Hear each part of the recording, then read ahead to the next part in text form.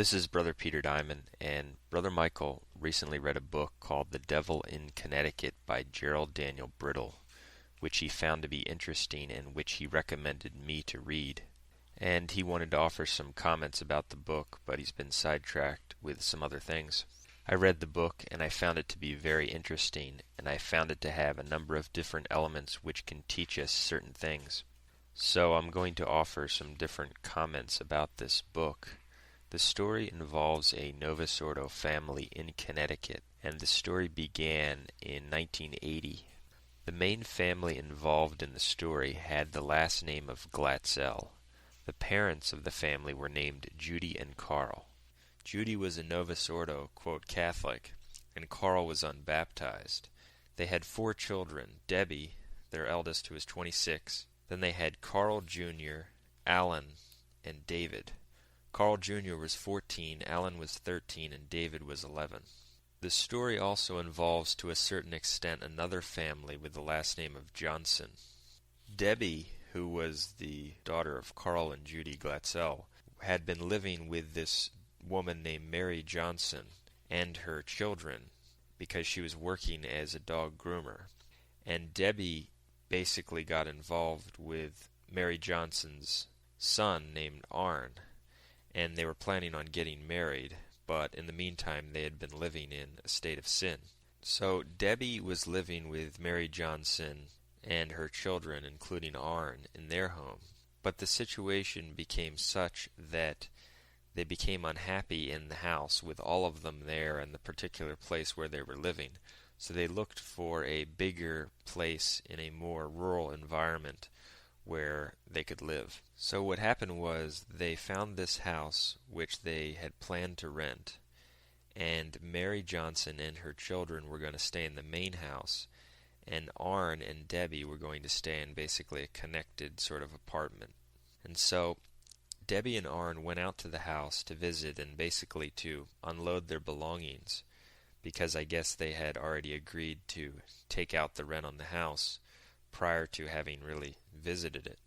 As they began to move their things into the house and look around it more carefully, they found it to be quite dreary, and they were a little bit disappointed, but they figured that it was just something where they could clean it up and it wouldn't be a big deal. Helping them move in and look around the new place were Debbie's brothers, David, Carl Jr., and Alan. The boys began to help them fix and set the place up, but shortly thereafter strange things began to happen to them. I want to quote from page 16 of the book. Quote, "The boys set off to perform their duties, little knowing that these would be the last minutes of an innocent childhood. For within the hour an incident would occur that would mark the beginning of an incomprehensible diabolical siege that in time would forever change the lives of every member of the Johnson and Glatzel families." What happened was some of the boys were playing around on a waterbed that was in the house. David, who was the 11-year-old boy of the Glatzels, was standing in the room. Their mother, Judy, ordered the boys out of the room because she was also there helping out with the house. But David stayed in the room. And I want to quote from the book, page 17. "David stayed in the room. Walking over to the foot of the bed, he noticed the surface was still slightly undulating. He then turned and gazed out the window and saw a light rain beginning to fall. Suddenly, incredibly, David felt what seemed to be 2 large hands, like those of a man, pressing on his stomach. A moment later, David was shoved backward onto the waterbed. He landed flat on his back. At 5 feet tall and weighing 150 pounds, David is a weighty child, and considerable force would be required to knock him over. David quickly turned, expecting to see Jason or one of his brothers making a hasty retreat. But that wasn't the case. When David Glatzel turned to see who had pushed him, his mouth dropped open. Standing before the boy at the foot of the bed, bearing a wild, menacing look on its face, was a man, or at least the visage of a man. Suddenly David realized he could see through the man. The child was seized with terror. As he watched, the spectre slowly lifted its arm and pointed directly at him. David watched the figure back away and disappear from view. The boy shuddered with cold fear. David moved off the bed slowly, never taking his eyes off the spot where the thing had appeared. He eased out of the room without shifting his gaze. When Debbie called him and asked him to help, his brother Alan carried a carton into the bedroom where the waterbed was. David gasped and shouted, "No, no, I won't go back in there." David ran outside and refused to come back in. Meanwhile, another strange episode took place in the waterbed room. Carl and Alan had maneuvered the carton into the bedroom and slid it into a corner. When they went to leave, the door closed by itself. No matter how they twisted and manipulated the doorknob, they could not get in to open the door. So what happened next was the boys went home, and David was not himself. He normally was a seemingly happy and easy to deal with child, but he didn't want to talk to anyone and wasn't easy to deal with at all. That night he told his brother Alan what happened. He described the man he saw. And I'm quoting from page 26 of the book now. Quote, "No, I saw all of him," David revealed. "He was wearing a red plaid shirt. The sleeve on the left side was all torn apart and ragged. His pants were ripped, too. He had on old blue jeans, washed out like. He also felt compelled to tell his parents about what he had seen, and the most startling fact of all, which was that he claimed to be able to see inside of that house where he had originally seen this man and where Debbie and Arn and the Johnsons were going to move right now." I quote from page 27 of the book. "Oh yeah, Mom, that's the rest of it," Alan announced. "David says he can see inside the house right now." "I can do more than that," David said ominously. "What are you talking about? What can you do?" Judy, his mother, demanded. David responded, "I didn't tell this part to Alan. The man told me not to tell anyone that he was there. He told me this before, just after I laid down in bed and closed my eyes." "Who told you this, the old man?" Judy asked. "He's not an old man anymore," David responded. "He changed when the sun went down. Now he's different. I can't see him too clear, but now his body is all red and his face is big and white with black eyes, and coming out of his forehead he grew horns." His mother, Judy, was struck with the impact of what David was saying. Nervous, Debbie took out a cigarette and picked up the lighter on the coffee table. When she flicked it, the flame roared all the way up to the ceiling. The incident was over in a second, but left all staring in wonder. Then Alan exclaimed, "It's here." "No, it isn't," David responded calmly. "It's still at the waterbed house." "David, he told you not to talk with us. Did he tell you anything else?" Arn asked. "Yes," David said reluctantly. "He told me to take down the holy card of St. Michael in my bedroom. And he wants us to take all the crucifixes out of the house, too. He told me if I don't do these things, he's going to punish me." End quote. So basically what you have is, after this incident in this house where the Johnsons were planning to move, David is able to see inside of that house, and he's having communication with this thing which he saw. This thing which he saw originally appeared as an old man, but after sundown turned red and had horns, and is telling him not to tell any of the members of his family about what he has seen or heard, and it's also telling him to take down the crucifixes and the holy card of St. Michael. Now what's interesting about this is that we've had to counsel people over the years who claim to be hearing voices or seeing things, even appearances of demons, that they have to ignore them. For instance, there was one individual we knew who confided in us that he had been seeing demons, and he would listen to what they would say and he would focus in on what they were doing. The situation became such that he eventually began spending most of his days looking at what these demons were doing and listening to what they were saying, because the activity around him became that strong. And so we've always counseled people that if something like that occurs, if they hear something or see something, that they have to ignore it. The devil is completely powerless. He can do nothing that God doesn't allow. So the more attention one gives to it, the bigger the problem usually becomes. For instance, there was another individual from Maryland who called us, and he claimed that he didn't have any free will. We didn't know this individual at all, but he was looking for spiritual help. And he said that he had an external film on his body, which the devil put there, which is where the devil lives, and the devil doesn't let him do anything. And I said to him, well, how did you make the phone call to call us? And I said, well, if you don't have any free will, how are you able to call us now? And so I was kind of angry with him because he was giving too much credit to the devil.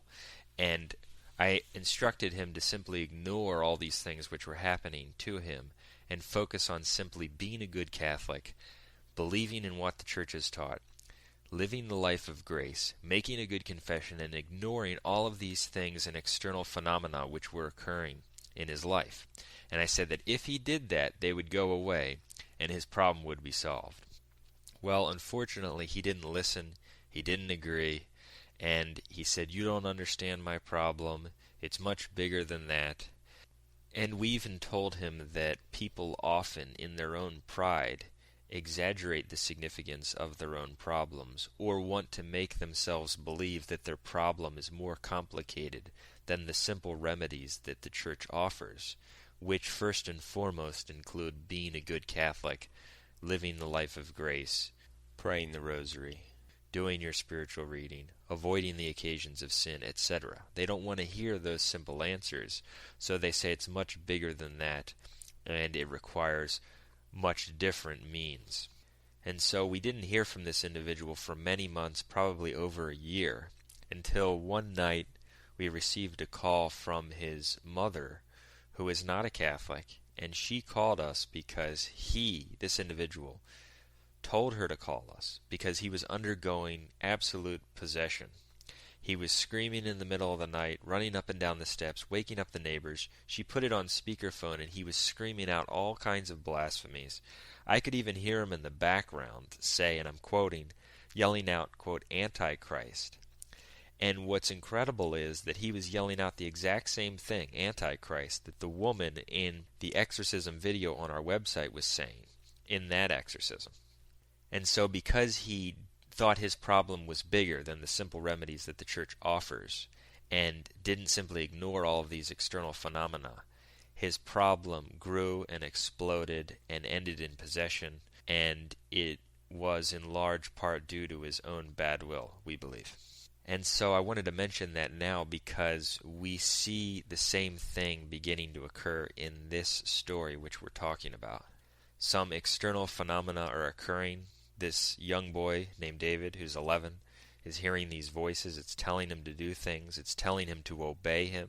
And because you're dealing with a Novus Ordo family, and unfortunately that typically means a little bit above a pagan, they don't have the spiritual instruction or the understanding of the Catholic faith to know to ignore it or to apply the proper remedies to get this problem solved right at the beginning. And so as we see, it begins to progress and expand. So returning back to the story, David continued to explain that he can basically see this man almost at all times, even when he shuts his eyes. He can see into the house where he originally encountered this man. The dog, which belonged to Debbie and Arn, the two who were going to move in with the Johnsons into that house, was staying at the house overnight. And David explained how the dog was scratching at the door of the basement. The dog was frantic and was desperately trying to get into the locked door of the basement in that house where this whole thing occurred. But the dog couldn't get in. And David said that this ghost man that he sees emanates from the basement of that house. Now Arn and Debbie, now remember Arn is the son of Mary Johnson, who was involved with Debbie Glatzel, and they were going to move into this house with Mary Johnson, were so frightened and upset by what had been occurring with David and what they'd been told that they had concluded that they will not move into this house. It's also interesting that as they were having this conversation where David is telling the rest of his family and Arn Johnson about what he has been seeing and hearing, he said that this ghost man told him not to tell Mary Johnson, who is Arn's mother, about what was going on. And David goes on to say, and this is from page 29, quote, "The ghost man says that Mary Johnson is not to know he exists. Mary is his, he says. He's been interfering in her affairs for a long time, and he says he's going to break her down. He wants her to do his work." End quote. As David continued to relate these things which the quote, ghost man would tell him, he would use words which he clearly never knew before, and he even repeated some of the messages which contained profanity, which caused his parents to rebuke him, and also to see that he was indeed hearing something. So when Arn and Debbie went back to this house the next day, they found that indeed their dog had had a traumatic experience. He had blood on his paw, his coat was matted and dirty, saliva had been caked around his mouth, he had wet himself. The animal had obviously had a rough evening. They found scratch marks on the door of the storage room, this basement room, just as David had said. Around that time, Mary Johnson pulled up with her daughters, ready to move into the house, and Arn and Debbie informed her about what had occurred, and an argument ensued because Mary did not believe them and was intent on moving into the house. So Arn and Debbie and Mary had basically a falling out, and Debbie and Arn left, and Mary proceeded to move into the house. But before they left, a woman named Karen pulled up. Karen had previously rented the house, and she actually owned the waterbed, and she had come back to get her waterbed and take it back to her own house. As she was dismantling her waterbed, Debbie asked her a few questions about the house. And I'm quoting from page 40 of the book, quote, "Did anything unusual ever happen to you while you were living here?" Debbie asked her. "No, not really," Karen replied. "I think you're lying," Debbie said bluntly. "I asked you the question because your answer matters." This room right here is trouble, isn't it?" "Yeah, you hit it on the mark," Karen answered, sitting down on the waterbed. "I've had strange things happen to me here. Sometimes when I'm lying in bed in the dark, a voice will fill the whole room saying, 'Karen.' It gives me the creeps." "What else?" Debbie asked. "Chickens. I distinctly hear chickens clucking just outside the house at night. In fact, only at night. But no one around here owns chickens. I checked. Upstairs in the attic, sometimes I hear footsteps, and I always get goosebumps underneath the swing door to the attic. Lights seem to work on their own," she continued. "There's more to it," Debbie said. "There's actually a spirit in this house, isn't there? There's the spirit of a man here with white hair and a white mustache." The girl, Karen, snickered. "That's not what showed itself to me. If there's a spirit, it's an evil one. From what I've been able to learn, it seems like some kind of witchcraft was once conducted here. And I think there's a profane altar in the locked storage room downstairs." End quote. So the encounter which Debbie had with Karen, who had previously rented the house, revealed that in this locked basement there had been and was a profane altar, and witchcraft had apparently been performed in this house. And David had said that this ghost man emanated from this basement area, and the dog was frantic and desperately trying to get into this door, scratching at it and all upset. So Arn and Debbie left and Mary moved in, but back at the home of the Glatzels, big problems were occurring. David, their son, was basically in constant communication with this ghost man. He was constantly threatening them. I quote from page 44. "He says this thing keeps talking to him. While you were gone, he told me how it had worked Mary Johnson into a tizzy about the house, and how she was furious and arguing with you. He also explained in detail how Debbie had talked with someone named Karen about a spirit in the waterbed room, and that she'd punctured the waterbed with a screwdriver. Are all those things true?" "Yes," Debbie said, amazed. So as David's communication with this ghost man continued, the preternatural phenomena which were occurring in the Glatzel home began to increase.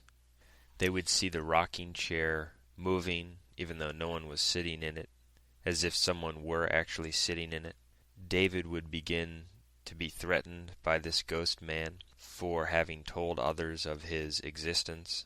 David's mother began to sprinkle holy water around the house, and according to David and his communication with this ghost man, it was effective in preventing this spirit from entering certain portions of the house after it had left. This could definitely be true because the first priest who arrived on the scene to help the Glatzels with their house, with the problem in their house, was a very old priest who would have been validly ordained. So it's very possible that the holy water that they were using was actually blessed by a valid priest. This ghost man actually caused a serious accident to David's sister, Debbie, so that her eye was seriously injured. And in lamenting this fact, she actually described this ghost man as a beast. And David said, quote, "the beast." So according to David and his communications with this thing was called the beast. And so just like we saw in the other case with the person from Maryland, because David put more and more stock into what this thing was saying, didn't simply reject it and its messages, and didn't have the knowledge to apply the proper remedies of the church, he fell deeper and deeper into the control of this ghost man. And so that basically it got to the point where he was almost or essentially worshiping this spirit, because it was commanding him to obey what he was telling him. For instance, let me quote from page 54. David was discussing with his mother Judy some of these matters, and he said, quote, "I'm not supposed to talk about him," David replied, "or he's going to kill me," he said. "Well, I want to know, and I'm your mother. You're my son, and you have a right to talk to me." "I don't know, Mommy. I'm scared. The beast told me that he is now my father, and I'm only supposed to listen to him, and to say my prayers to him." David then went on to describe to his mother what this beast looked like, and this is interesting. Page 55 says, quote, "As for what he looks like, during the daytime he looks like an old man. He's got white hair and a mustache, and all the same clothes I told you about. Then at night he changes. He doesn't look like the old man anymore. I can't see him too clear, but his skin gets red all over. He's got a tail, and short horns come out of his forehead. I only see him kind of blurry that way, and he's never up close. When he's the old man, he says he hates my guts and is going to destroy me." Now this next part is interesting, and I quote it because so many people, frankly it seems to be the dominant problem today, are falling into mortal sins of impurity. Here's what David said the devil does. "When he's red at night, he's always saying how he's going to fornicate with someone. He likes to be at the waterbed house because he likes to watch the girls without their clothes on. He's already touched their bodies when they're asleep." Now this next part is interesting. His mother asks him, "Why has this beast come to our house?" David responded by saying, "I asked him that, and he told me for two reasons. One was that he was going to retaliate against us for telling Mary Johnson he exists, but he also said that he's been here a lot longer than we know." I found that very interesting because it makes perfect sense. This was a Novus Ordo family. There's no indication at all in the book that they prayed the daily rosary or the rosary at all. The father is unbaptized. One of the boys didn't even go to the Novus Ordo, quote, Mass. The daughter is living in mortal sin with the young man, and so they're extremely far away from traditional Catholic faith and morality. And so of course the devil has already been in their home. David's mother then asked him why the beast picked on him. And David responded, quote, "The beast just said he wants a soul and he doesn't care whose it is. He said he's going to get a soul even if he has to take it." David's mother then asked him if he has been reading his catechism. And David responded by saying, quote, "He says he's more powerful than Jesus, and that he's in charge of the world." "Oh no." And then David pulled back in his chair and stared with fright at something in the center of the room. "I didn't mean to. She told me to talk. No, don't hit me." Suddenly Judy, his mother, heard the sound of a loud slap. David's head spun to the side and a red mark appeared on his cheek. The event was incredible. So because David was listening to and obeying in a certain way this demonic spirit, God allowed the demonic spirit to have even more power over him, so that it was actually physically assaulting him. And I remind those who may be listening that this is a true story, and that the author of this book, Gerald Daniel Brittle, while I don't agree with everything he says in the book, certainly don't, he does an incredible job of weaving facts together and presenting this story in a very interesting way. At the same time, the phenomena in their home really began to increase. Scratching noises were heard on the walls. Sounds were heard by everyone, but other things were only heard by a few of them. It's very interesting that the author mentions on page 56 of this book that Carl Sr., who is David's father, and Carl Jr., quote, seemed to be spared the experience, save for the pounding noises. I find that very interesting because Carl Sr. was unbaptized and never even went to the Novus Ordo Church and didn't believe basically in anything. And Carl Jr. was the only one of Judy's boys who did not really practice any semblance of Catholicism. He took after his father, Carl. And so that's interesting because, being total unbelievers, the devil didn't want to alert them to the reality of the supernatural world any more than he had to. So this thing continued to harass David horribly, threaten him, talk to him incessantly. He couldn't sleep. This caused David to say things like, quote, "What do you want me to give to you?" And there's an interesting dialogue here on pages 57 and 58. This demon responds, "Don't ask me questions, you scum, just answer. Now will you give me what I want? If you just say yes, I will always give you whatever you want, and you will never see me again. Is that not fair? Is that not what you want?" "Yes, I mean no. I don't know what you want," David responded. This beast responded, quote, "I want something you never use, something you don't know you have, something you will never miss. If you tell me no, I will never leave. You will always see me, and I will bring others with me, more hideous ones than you could ever think of. We will plague and torment you always. Will you now say yes? I want your soul, David. Tell me yes and give it to me." Thankfully, David rejected the devil, and the devil responded by appearing in a more bizarre and powerful way. It's described on page 59, quote, "What David saw was not the old man. What stood before him, vivid and well-defined, slightly larger than a man, was distinctly a creature of diabolical order. It had scaly, light red skin and wore no clothes. It had a human male torso and stood on cloven feet. There were an odd number of clawed fingers on its hand. The thing had a tail. But it was to the face that David's attention was drawn. It was all white, with deep black eyes that looked like tunnels. The eye sockets were ringed with darkness. Horns protruded from the high forehead. It had pointed ears close to its bald head. The mouth was surrounded by a goatee and a drooping black mustache. The preternatural being stared at David in rage. In the distance behind it, David vaguely saw two others. Now, what's interesting is that one would think that with all of these things happening, especially since many in this family claimed to be Catholics and even attended the Novus Ordo Church regularly, that they would immediately consult a priest about this problem. But no, they hesitated, they looked for other remedies, and I think that just speaks to how far from real Catholicism people in the Novus Ordo generally are. Another point that's interesting is that amidst all of this conversation between David and this demon, someone recommended that David say that Jesus is Lord, and the Lord will protect me. David did say these words, "Jesus is Lord, and the Lord will protect me," as recorded on page 80. The next word out of his mouth was help. David Glatzel found himself lying helplessly on his back, his legs kicking, his body squirming, his tongue hanging out. He was actually in the throes of being choked.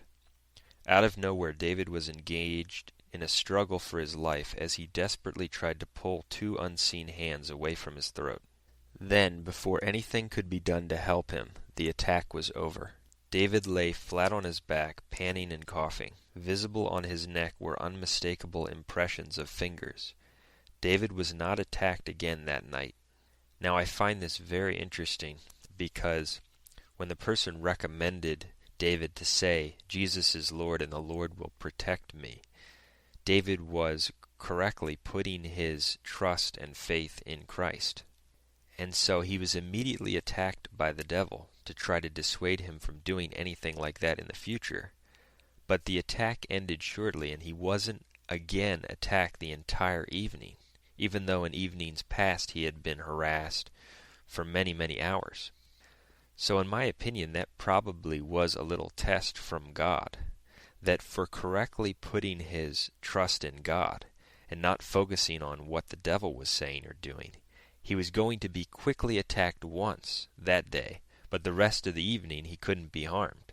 I believe that if he had continued to focus on putting his faith in Christ and ignoring the devil, then the devil's influence and power would have become weaker and weaker.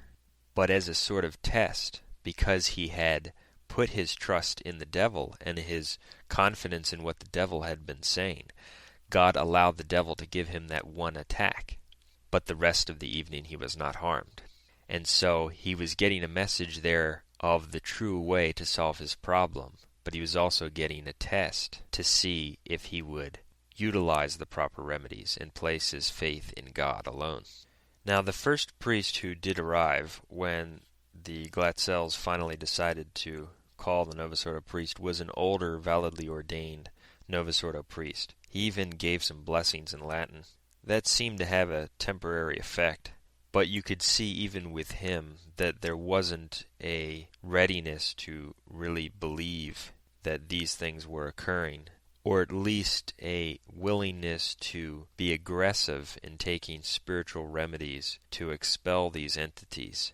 It was more a passive approach, and there's no mention that he recommended them to start praying the rosary. So because they apparently did not really pray the rosary at all, the problems came back in a severe way, and the activity continued in their house.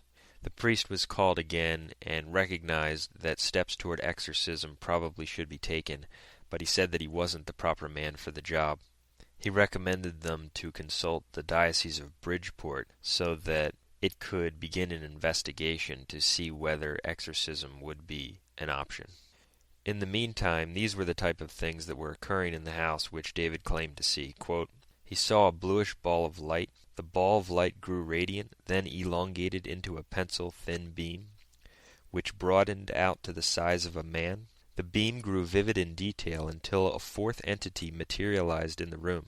Once manifest, the creature was hideous in every way. It stood over 6 feet tall, and had one eye in the front of the head and one eye in the back. Its nose was cut off, its mouth ripped open. Its flaring red body was lacerated with slash marks out of which oozed blood. It had a gaping hole in its stomach. The 3 original entities laughed evilly as other balls of light began to move ominously around the room. So obviously you had serious, obvious, demonic activity all over this house. It would seem to be a quick and obvious case in which you would get the priest and he would perform an exorcism and apply all of the proper and aggressive spiritual remedies to handle this problem. But no, as we will see, the delays and the stalling were absolutely incredible and typical of the faithless and apostate Vatican II sect. Eventually the family consulted some individuals who have a profession in the study of demonology. They went over and investigated and saw all of this activity. And during one of their interviews, Ed, one of these demonologists, asked David what the name of this demonic spirit is. David said, quote, his name is Satan. Everyone there then began to hear knockings on the table. In the course of these interviews, it was also discovered that some of the members of the family had played with a Ouija board.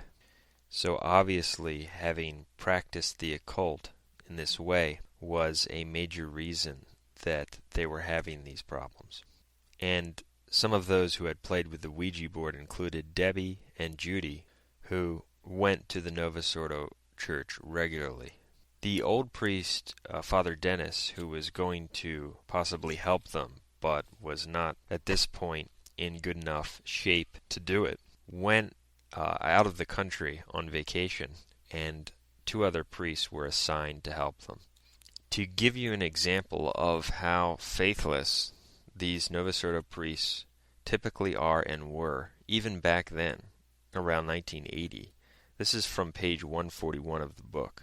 Father Grosso, who was one of the priests who was involved in the case now, was skeptical about possession and exorcism and all the nonsense about the devil and his naughty doings. I grew up in an Italian family, and I've heard of every superstition there exists about devils, demons, and hell, Father Grosso told the Warrens, who were also helping with the case, and none of it has ever been proven to me. People have no more truck with devils than they do with angels. They don't exist on the earthly plane. Never as a priest, never as a person have I ever witnessed one thing that could even remotely be called preternatural phenomena. So such a statement not only rejects the Gospels, church tradition, church practice, the lives of the saints, etc., but these are the type of priests in the Novus Ordo. By the end of the case, their view had drastically changed. Here's another interesting quote from page 142, which illustrates exactly what was going on in their house. Quote, "What may have been only theory to the priests was a painful reality for the Glatzels. Although it is said that anonymity is the devil's best protection, what had invaded the Glatzel home now seemed to have lost interest in concealing its presence. Extreme cold was felt wherever the beast was present. A dark form moved at will through the house after sunset, and globes of light in crude spirit forms were now being picked up on Polaroid snapshots. On some days you would have 24 hours disturbance. You would have occasionally things move in the house, even though no one had touched them or picked them up or put them in motion at all. David would go through episodes of being beaten and struck and choked by this demon. People would be touched and physically contacted by this demon. As David began to give in more and more to the devil, you could see the transformation in him from someone who was in communication with this evil spirit and seeing what he was doing to someone who was possessed. This is from page 164 and 166 of the book. The little boy which the family knew as their giggly, charming teddy bear, who had a passion for dirt piles and told them elephant jokes, was no longer there. What sat there only barely resembled David. His whole face had physically changed. His head was bloated, his cheekbones were set higher, his nose, once slender, was pushed in and wide, with the nostrils pointing upward like a pig's. His lips were swollen, and foamy saliva surrounded his mouth and ran down his chin. His half-open mouth was frozen in the grimace of hate. His tongue hung out. His irises no longer had color, they were all black. His head wove back and forth. He sat in the middle of the bed, with his arms hanging down as though they were broken or paralyzed. Judy Glatzel, his mother, said nothing. She just stood staring in disbelief at the terrible scene. "Who are you?" she finally asked. "Is it you, David?"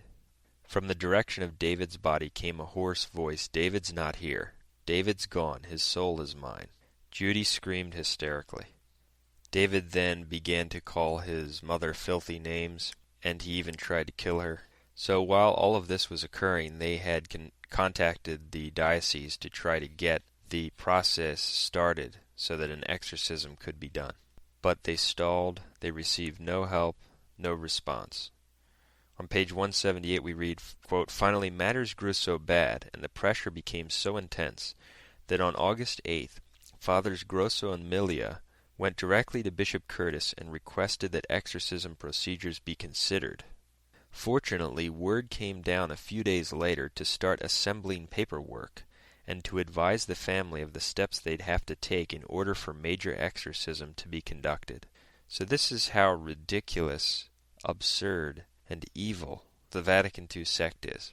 This kind of thing is happening in their home, and they won't even begin the process to consider a major exorcism unless the priests go down and basically beg them to begin the process.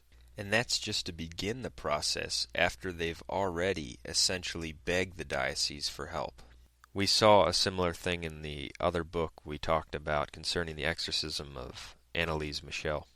Involved in trying to help David overcome his problem was this Arne Johnson, who, as we said before, was involved with Debbie, David's sister. Arne was a Protestant and therefore also not fully instructed in the Catholic faith. And he said very dumb things, such as he would tell the devil to come out of David and to come into him. Eventually, sadly, this person wound up being involved in a murder and was found guilty of murder, and he actually tried to enter a plea of not guilty by reason of demonic possession. Now I want to quote some more from the account of what was going on in their home, just to show how extraordinary this was. Obviously, this type of extraordinary activity occurred because they had directly let the devil into their lives by getting involved with the occult. But this is from pages 189 and 190, quote, "Under possession, David could simply stare at an object and cause it to careen across the room. A pen, a cigarette lighter, a toy truck all became lethal weapons in the proximity of the possessed child. We all got hit a number of times until it became necessary to gather up small objects and put them in drawers. David would say shameful, depraved, and impure things, all the while repeating vulgarities in a deep man's voice. This beast thing was a sickening, lusting pervert. It spoke about sexual degradations most adults never even heard of.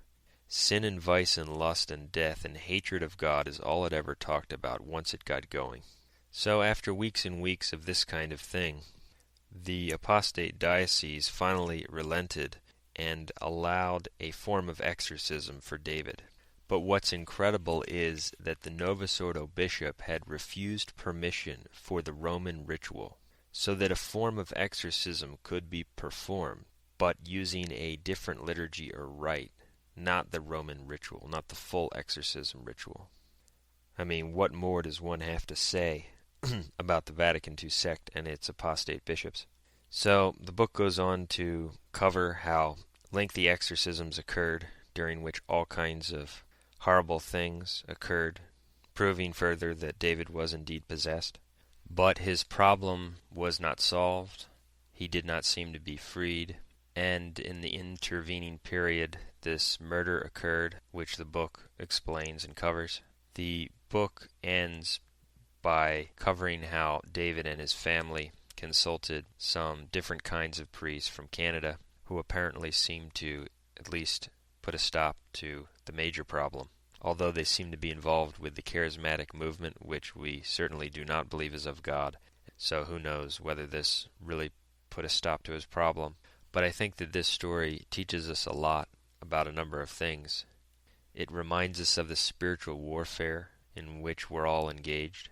It reminds us how horrible things can become for those who give in to the devil, either by directly opening their souls to him through practicing the occult, or by committing mortal sins which make them vulnerable to the devil's spiritual kingdom.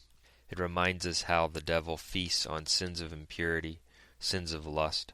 It really confirms how those who put more stock into what the devil can do than what God can do are turned over to a more merciless cruelty by God allowing them to become essentially the property of the devil, and he gives the devil more power over those people. It reminds us of how traditional Catholic remedies, the traditional Catholic faith, is the only thing which can combat the devil, and how the few remnants of that faith which are left in the Novus Ordo were the only things which were of any aid to them.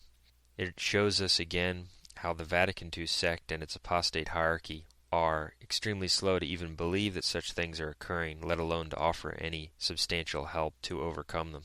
And it shows us how the typical Novus Ordo family is devoid of any real knowledge of how to practice the Catholic faith, or to separate from those things which they need to be separate from to be out of mortal sin. So for those reasons, I found this book to be very interesting, despite some of the things I definitely do not agree with in it. And I thought that others could get a lot out of it as well.